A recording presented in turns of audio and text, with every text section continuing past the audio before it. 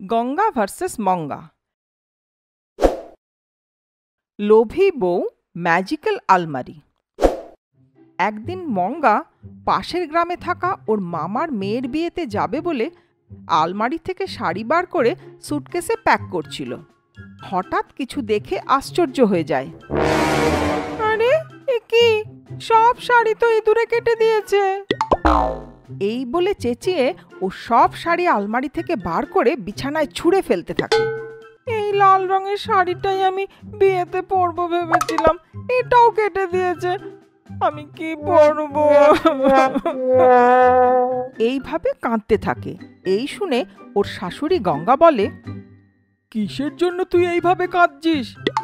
এইসব শাড়ি ছুঁড়ে ছুঁড়ে কেন ফেলছিস? তাহলে কি করবো শাশুড়ি মা, বিয়ে বাড়িতে আমরা সব বোনেরা লাল রঙের শাড়ি পরবো বলে ঠিক করেছিলাম, কিন্তু এই দেখুন ইঁদুর আমার পুরো শাড়িটা কিভাবে কেটে দিয়েছে। এখন আমি কি করব? শপিং এর সময়ও তো নেই। এইভাবেও কাঁদতে থাকে। তখন ওর শাশুড়ি গঙ্গা বলে, আরে আরে আরে এখন চুপ কর। এই বলে নিজের পুরনো বাক্স থেকে একটা ছোট্ট আলমারি বার করে তার সামনে কিছু মন্ত্র পড়তেই সেটা বড় হয়ে যায়। এটা ম্যাজিক্যাল আলমারি, এতে ইঁদুরে কাটা বা ছেঁড়া ফাটা পুরনো শাড়ি দিয়ে নিজের ইচ্ছা মতন প্যানেল বোর্ড সেট করবি, তাহলে ওই শাড়ি একদম নতুন লেটেস্ট ডিজাইন আর নিউ প্যাটার্নের হয়ে বাইরে আসবে। এই বলে যে লাল শাড়িটা ইঁদুরে কেটে দিয়েছিল সেটা ভিতরে রাখে। ওই শাড়িটা যখন নতুন হয়ে বাইরে আসে তখন সেটা দেখে মঙ্গা, আরে বাহ শাশুমা, আপনার তো তুলনা হয় না, আপনি আমার কাছে ভগবানের দেওয়া ম্যাজিক্যাল শাশুড়ি মা। এই বলে ভীষণ ভীষণ খুশি হয়ে সব শাড়ি নিয়ে বিয়ের অনুষ্ঠানে চলে যায়।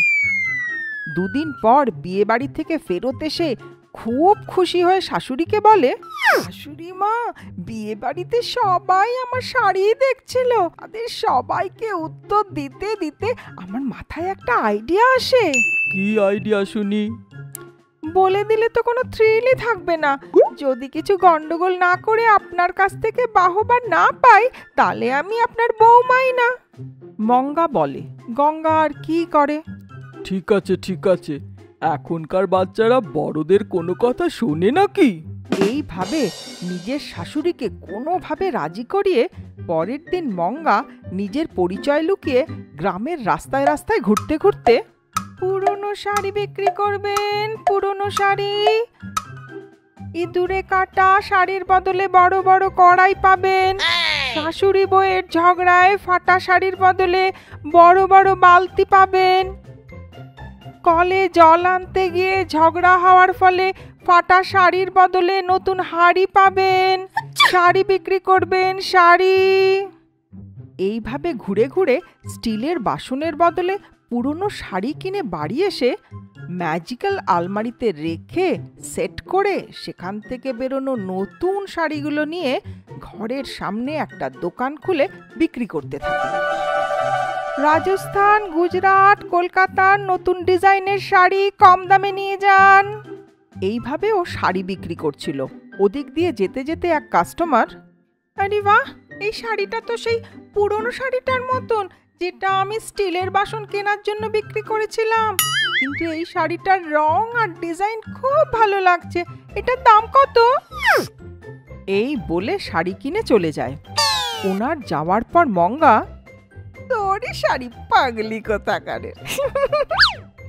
এইভাবে এক সপ্তাহ পার হওয়ার পর গ্রামে যত ঘোরাঘুরি করেও একটাও পুরনো শাড়ি কিনতে পারলো না। এতে মঙ্গা উদাস হয়ে যায়। আরে বাবারে, এরকম চলতে থাকলে আমার ব্যবসা কেমন করে চলবে? মনে হচ্ছে গ্রামের সবার পুরনো শাড়ি শেষ হয়ে গেছে। আমার ব্যবসা যাতে খারাপ না হয় তার জন্য কিছু না কিছু করতেই হবে আমাকে। এই বলে ও একটা প্ল্যান বানায়। সেদিন রাত্রে সবাই ঘুমিয়ে পড়ার পর লোকেদের বাড়ি ঢুকে বাইরে শুকোতে দেওয়া শাড়ি মঙ্গা কাটতে থাকে। এইভাবে ২-৩ ঘরে মঙ্গা শাড়ি কাটার পর আর একজনের বাড়ি অনেক শাড়ি দেখে, আরে বাহ, আমার জন্যই এই বাড়িতে এত শাড়ি শুকোতে দিয়েছে। এইভাবে ও খুশি হয়ে সেখানে ঢুকে শাড়িগুলো কাটতে কাটতে, শাড়ি তো দেখো, আমার শাড়ি তো দেখো, এইভাবে কাটার জন্য আমায় ডাকছে। শাড়ি তো দেখো, আমার শাড়ি তো দেখো। এইভাবে ও গান গাইতে গাইতে শাড়ি কাটতে থাকে। এর মধ্যেই ওই বাড়ি পাহারা দিতে থাকা একটা বড় সড়ো কুকুর মঙ্গার দিকে রাগে দেখতে থাকে। মঙ্গাকে কামড়ানোর জন্য ওর দাঁত বার করে মঙ্গার দিকে ধীরে ধীরে আসতে থাকে। এইসব না দেখে মঙ্গা শাড়ি কাটতেই ব্যস্ত থাকে। শাড়ি তো দেখো, শাড়ি তো দেখো, এইভাবে গাইতে গাইতে শাড়ি কাটতে থাকে। যখন কুকুর মঙ্গার উপরে লাফাতে যাবে, তখন হঠাৎ মঙ্গা পিছনে ফিরে কুকুরকে বলে করে কাঁদতে শুরু করে।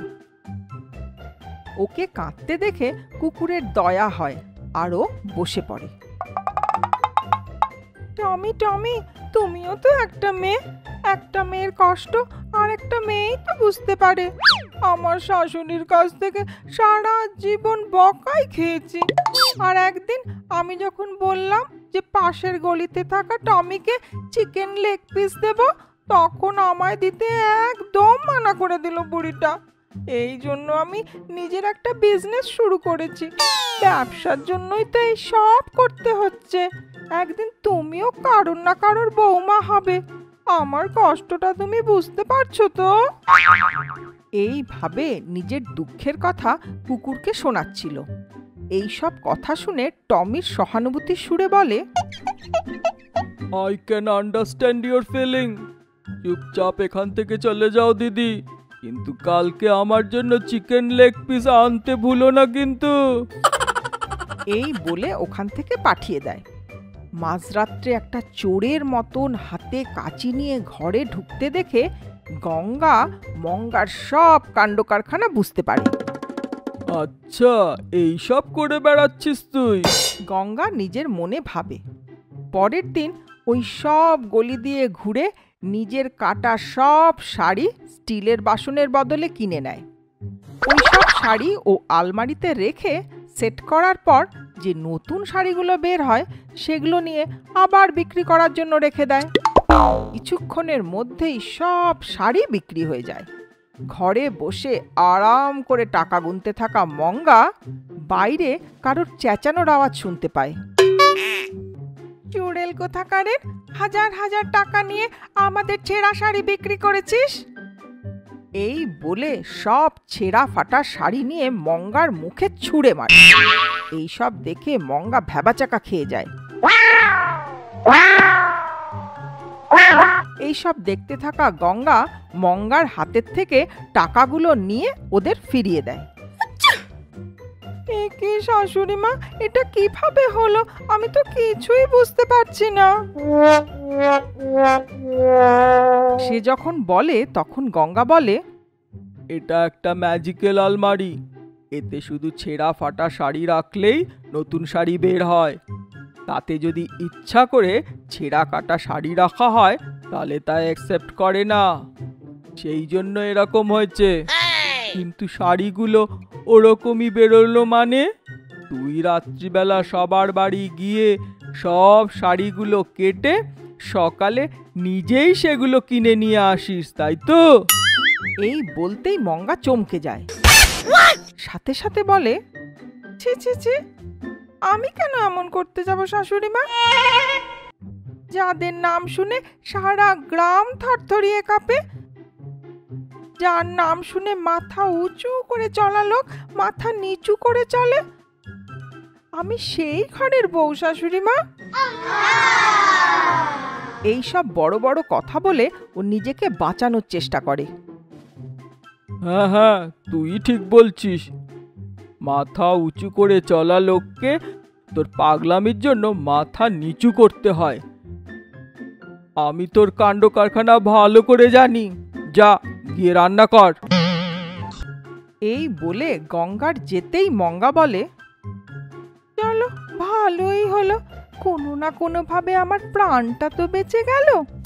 সত্যি সত্যি এই বুড়ি কোনো সাধারণ বুড়ি নয়, ম্যাজিক্যাল শাশুড়ি মা। বলে নিশ্চিন্তে নিঃশ্বাস নেয়। দিন গঙ্গা আর মঙ্গা দুজনে বসে টিভি দেখছিল। টিভিতে আইফেল টাওয়ারের সম্বন্ধে দেখে মঙ্গা মনে মনে ভাবে, আরে বাহ, এই টাওয়ার কি সুন্দর! আমি যখন ছোটবেলায় সিনেমাতে দেখেছিলাম তখন থেকেই ঠিক করেছিলাম কখনো না কখনো এই টাওয়ার দেখতে যাওয়া উচিত। কি আর করা, ওটা দেখতে যেতে গেলে ভালো ভাগ্য থাকার দরকার। কিন্তু সারা জীবনে কম করে একবার তো গিয়ে দেখাই উচিত। এই ভেবে ও মনে মনে দুঃখ পেতে থাকে। এই শুনে গঙ্গা বলে, এটা কি বকবক করছিস? আমাকে শান্তি মতন টিভিও দেখতে দিবি না নাকি? গঙ্গা জোরে চেঁচায়। তখন মঙ্গা কাঁদতে কাঁদতে বলে, এটা বকবক না শাশুড়ি মা, আমার দুঃখ। আমি আজ পর্যন্ত আইফেল টাওয়ার দেখিনি। আমার ভাগ্যে ওটা দেখা লেখা আছে কিনা কে জানে। তখন গঙ্গা বলে, এখন তুই কি চাস? এখনই প্যারিস যাবি তাই তো? আচ্ছা চল আমার সঙ্গে। এই বলে মঙ্গাকে নিজের সঙ্গে নিজের ঘরে নিয়ে যায়। নিজের পুরনো সুটকেস থেকে একটা ছোট্ট স্কুটার বার করে। ওই ছোট্ট স্কুটার দেখে মঙ্গা হা হা করে হাসতে থাকে আর বলে,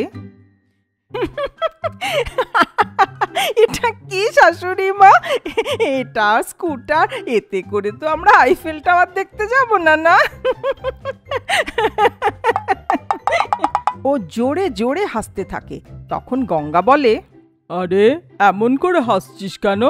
এটা ম্যাজিক্যাল স্কুটার। এই বলে ওটা মেঝের ওপরে রাখে। ওই স্কুটারটা আস্তে আস্তে বড় হতে থাকে। এই দেখে মঙ্গা আশ্চর্য হয়ে যায়। আরে বাহ, দারুণ তো এই স্কুটারটা, কি ভালো! একটা কথা বলুন তো শাশুড়ি মা, স্কুটারে করে প্যারিস যেতে কতদিন লাগবে?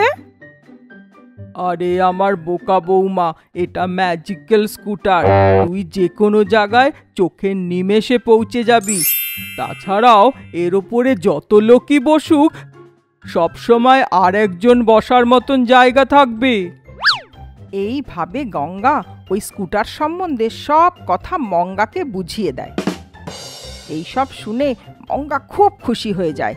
খুশি হয়ে বলে, এ তো খুব ভালো কথা শাশুড়ি মা, তাহলে আর দেরি কেন? তাহলে এখনই চলুন আইফেল টাওয়ার দেখতে যাই। তখন গঙ্গাও রাজি হয়ে যায়। হ্যাঁ হ্যাঁ ঠিক আছে, চল তাহলে যাই। এইভাবে দুজনে মিলে প্যারিসে পৌঁছায়। ওখানে আইফেল টাওয়ারের সামনে সেলফি তুলে খুব মজা করে ঘরে ফেরে। তারপর দুজনে দুজনের কাজে লেগে যায়। কিন্তু মঙ্গা এখনো ওই স্কুটারের কথাই চিন্তা করছিল। ও মনে মনে ভাবে, এটা তো খুব ভালো কথা, এইভাবে যখন তখন যেখানে ইচ্ছা সেখানে টাকা পয়সা খরচা না করে বিনা টিকিটে আরামে ঘুরে আসা যায়, তাও আবার চোখের নিমেষেই। ও এই ভেবে ভেবে খুশি হচ্ছিল। তখনই ওর মনে একটা আইডিয়া আসে। এই সব চলবে না, এইবার আমেরিকা যেতে হবে। শাশুড়ি মা বলেছেন না, স্কুটারে যত লোকই বসুক তাতে আর একজনের বসার জায়গা সব সময় থাকবে। তাহলে সব লোকের থেকে টাকা নিয়ে তাদেরও ঘুরিয়ে আনা উচিত। তোর আইডিয়া কি ভালো, এতে আমেরিকাও ঘোরা হয়ে যাবে আর খুব টাকাও কামানো যাবে। বাহ মঙ্গা, কি বুদ্ধি তোর! এই বলে ও নিজেকে খুব তারিফ করে। গিয়ে তাড়াতাড়ি বাক্স থেকে স্কুটারটা বার করে নেয়। আশেপাশের ও নিজের বন্ধুদের কাছে গিয়ে আমেরিকা ট্যুরের সম্বন্ধে বলে। সবাই খুব খুশি হয়ে যায়।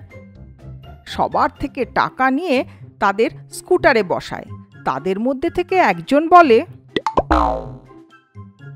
আরে আমরা তো বন্ধু, আমরা কোনো ডিসকাউন্ট পাবো নাকি?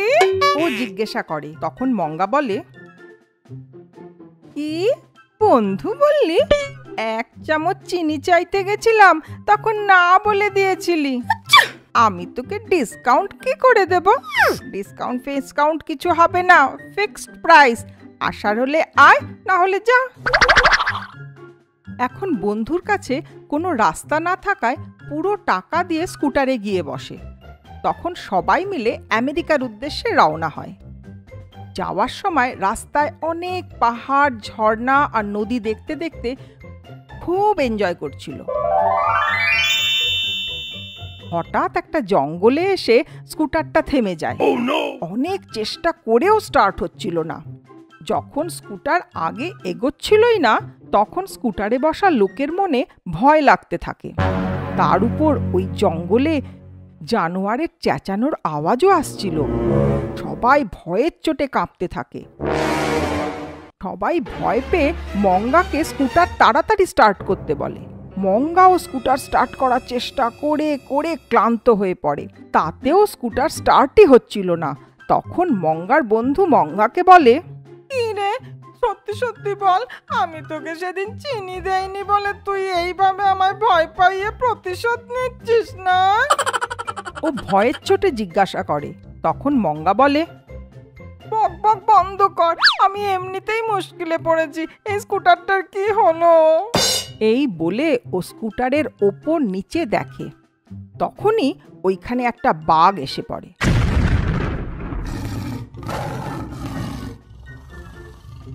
বাঘের ডাক শুনেই সবাই কাঁপতে থাকে।